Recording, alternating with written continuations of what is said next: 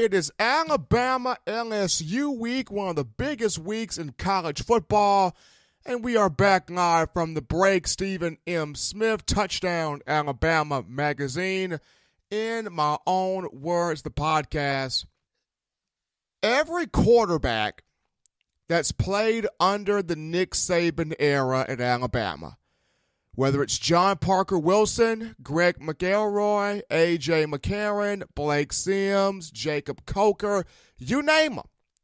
Every quarterback under the Nick Saban regime at Alabama, at some point in their careers, they had to be able to win a game for the team throwing the football. I get it. Nick Saban always gives the same message. You don't have to be a superstar. You don't have to be Superman. Just be Clark Kent. You don't have to do everything and make every play. Just play behind your defense. Play behind your defense. Play behind your run game. You know, just manage the game. Just keep the car on the road. I get that. But when you look at every quarterback that has played under Nick Saban at Alabama, if you go solely by the numbers, every quarterback that's played at Alabama under Nick Saban, with the exception right now of Jalen Hurts, each of these guys has had a moment where they took it upon themselves, despite Saban's thought of just manage the game. Despite the fans' perspective of, we don't need a world leader at quarterback. We've got great game managers. We don't need a superstar at that position. Despite all of that, at some point in the careers of John Parker Wilson, Greg McElroy, A.J. McCarron, Blake Sims, Jacob Coker, they had to win a game throwing the football. And not just throwing the football, throwing it with confidence, throwing it with passion, with precision, with accuracy, and showing defenses and defensive coordinators, if you don't account for my arm, I will tomahawk you. If you do not account for my arm. All of those guys had a moment where they had to throw the football. Starting this week, there has to be a moment where Jalen Hurts proves I can throw the football and I can throw it effectively. There's got to be a moment like that for Jalen Hurts, and it more than likely has to start this week. When I look at Jalen Hurts and his performance last year against LSU, yes, he had 114 yards rushing on 20 carries with a touchdown, a 21-yard touchdown in the fourth quarter to put the first touchdown on the board for either team. Alabama won that game 10-0, but still had a lot of struggles throwing the football. Dave Aranda had a phenomenal game plan called, keeping Hurts corralled in the pocket, forcing him to throw the football. Because right now, no one truly believes that Jalen Hurts can beat a team throwing the football. No one truly believes it. Once again, every quarterback that has come under the Saban regime at Alabama has found a way to prove, not just to themselves, but to defenses, to defensive coordinators, to national media, even their own Alabama media, that they can throw the football. And you have to account for that. Every Bama quarterback under Nick Saban has done that. Jalen Hurts, to this point, he's made some improvements. He's made some strides. But the full totality of that game is not there, which is why he is the X factor for this week against LSU. Jalen Hurts is the X factor. At home, friendly confines of Bryant-Denny Stadium, Pretty sure this is going to be a sellout crowd, even with the fact that LSU, kind of a down year for this year's Tiger program, I still expect a sellout crowd. Last year against the Tigers, Jalen Hurts was 10 of 19 passing for 107 yards and an interception. Matter of fact, in Alabama's first possession of the game last year, Jalen Hurts threw a pick to Jamal Adams. Hurts had 3 passes in that game, 3 completions where he really stretched the field. He had 3 completions of 15 or more yards last year. He hooked up with Calvin Ridley on a 21-yard completion. He hooked up with Ardarius Stewart on a 52-yard completion. And he hooked up with Miller Forrestall, tight end Miller Forrestall, who, by the way, is not playing this year due to an ACL, an anterior cruciate ligament in his knee. And he hooked up with Miller Forrestall for a 22-yard completion. Once again, of his 10 of 19 completions, of his 10 completions on 19 pass attempts a season ago, Jalen Hurts only had 3 completions where he really stretched the field. We're talking about 15 yards or more. And that was a 21-yard hookup to Calvin Ridley, a 52-yard hookup to Ardarius Stewart, and a 22-yard hookup to Miller Forrestall. Those were the only 3. He's got to have this week consistency in dropping passes in critical spots and pivotal moments, showing he can throw the football. You go back to some previous Alabama quarterbacks. Let's look at Greg McElroy. 2009, Alabama LSU. I believe this was the game that Alabama won 24-15. By gosh, it was the game Alabama won 24-15. McElroy, the 2009 season, he was 19 for 34, 56% completion rating. 19 for 34, 56% completion rating. Threw for 276 yards against LSU.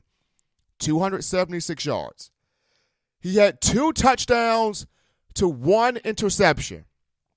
Both of McElroy's touchdowns came in critical moments. He had a 21-yard touchdown pass to Darius Hanks to give Alabama a 9-7 lead.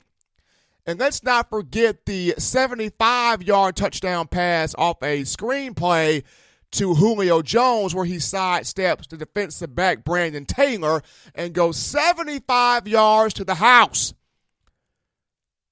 That was also a critical touchdown, helping Alabama seize the lead, momentum, and ultimately win the game by the score of 24-15.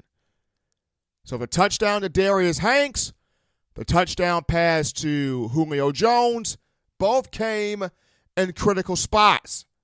Once again, Greg McElroy, 2009, 19 of 34 passing, 56% completion clip, 276 passing yards, 2 touchdowns, 1 interception.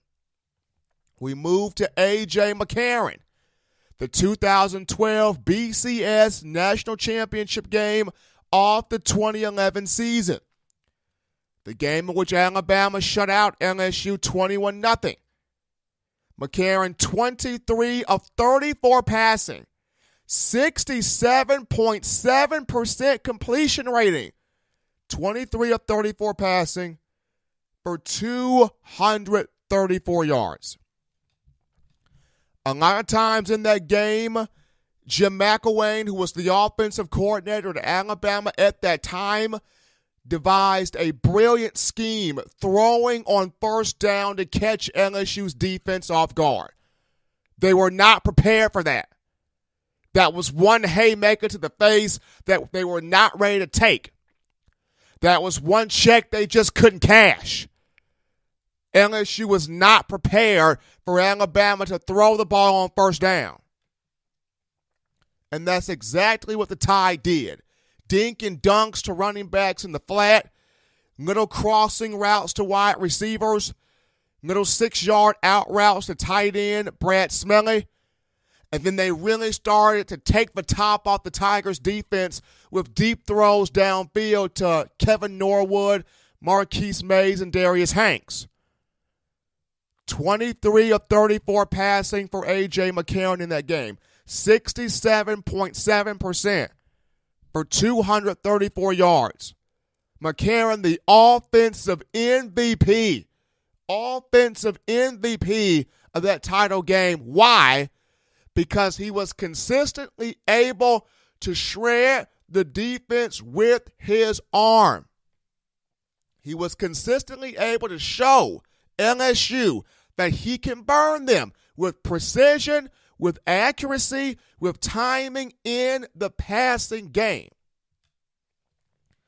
We go from that matchup to the 2012 regular season matchup between Alabama and LSU in the Bayou. A.J. McCarron, 14 for 27 passing.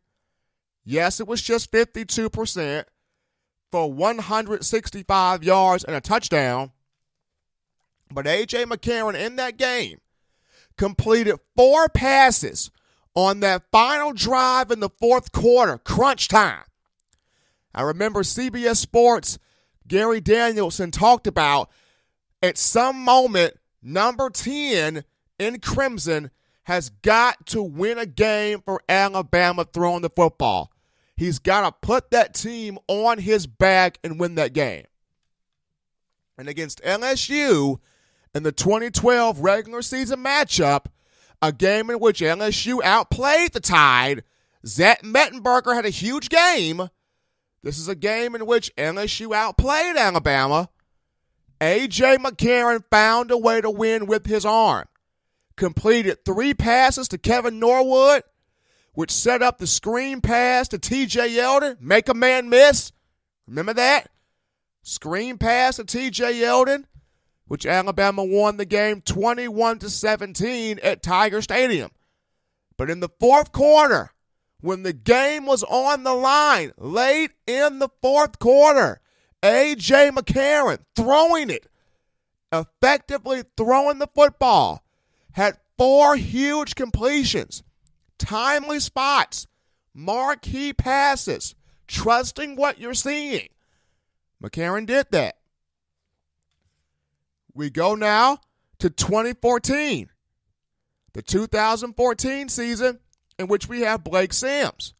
Blake Sims in the Bayou, 20 of 45 passing for 209 yards, 2 touchdowns. Blake Sims, timely throw to Amari Cooper for a touchdown.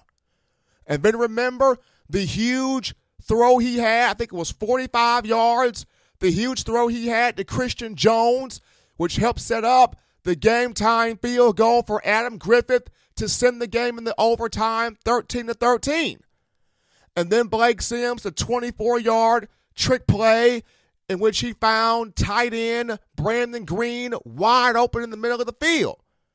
And then the final play, he found DeAndrew White on a back shoulder fade in the end zone, 6-yard touchdown pass.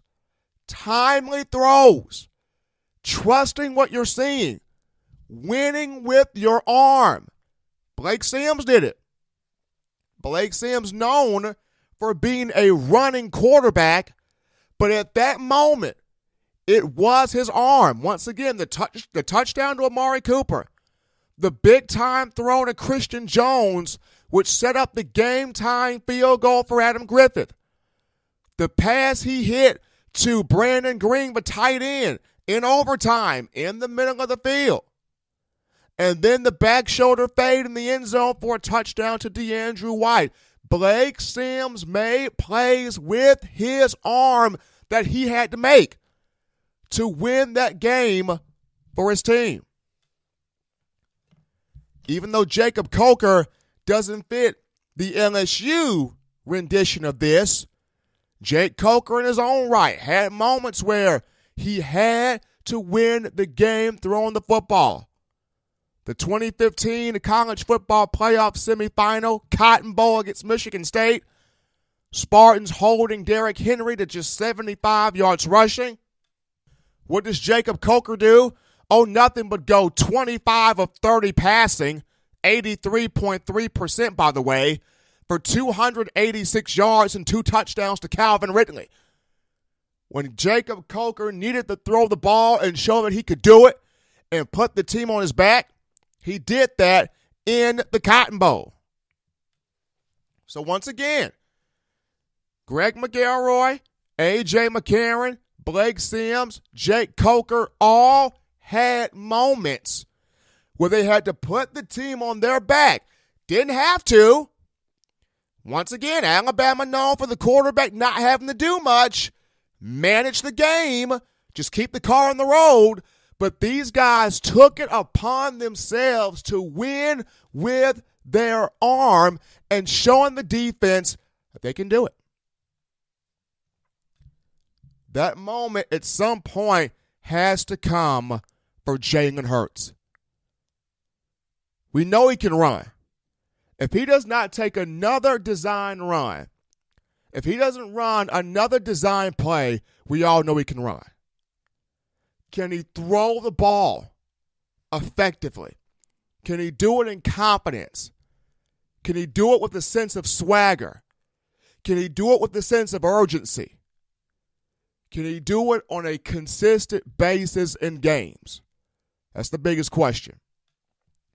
Not saying he can't do it, because I believe he can. But what point, at what moment will we see it? Has to start this week against LSU as we wind down the rest of the season. He can do it against LSU, then this gives him a lot of confidence going into Auburn, or Mississippi State first, then Auburn, then the Southeastern Conference title game should Bama get there, and the pending college football playoff.